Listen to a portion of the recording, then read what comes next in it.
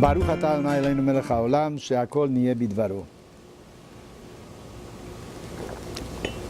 On several occasions, the Torah begs us, orders us to remember. For instance, you have to remember the Sabbath day to keep it holy. You have to remember the day you went out of Egypt. We do that on Passover. We do that on Pesach. On the other hand, the Torah also tells us to forget. How does it tell us to forget? For instance, it says, don't bear a grudge, no vengeance.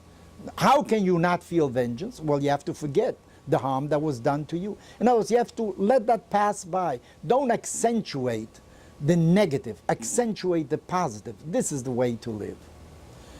Myself, I don't remember too much, but there are certain things that I remember. I claim that I have a selective memory. What does that mean?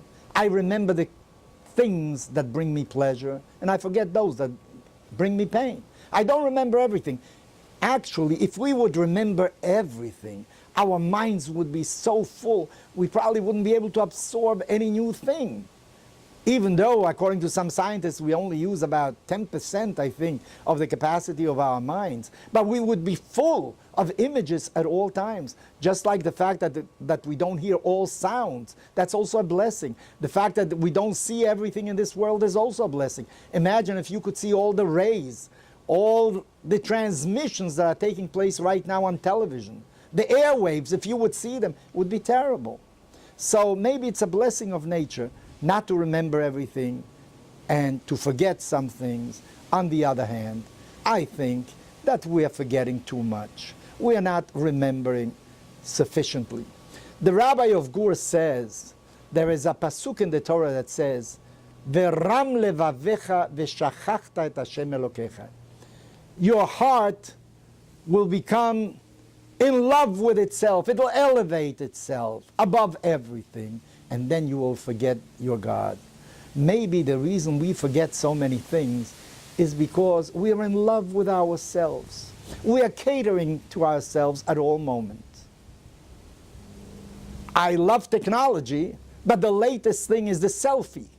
You take a photo of yourself. You're bathing, you take a photo of yourself. You're jumping, you take a photo of yourself. Everything we do is great, and we want to somehow leave it for posterity. We are in love with ourselves. Just like that wicked witch in Snow White. She went in front of a mirror and said, who is the most beautiful woman in this world? And when Snow White appeared one day, she had to destroy Snow White because she was in love with herself. I think that we are emphasizing ourselves a little bit too much.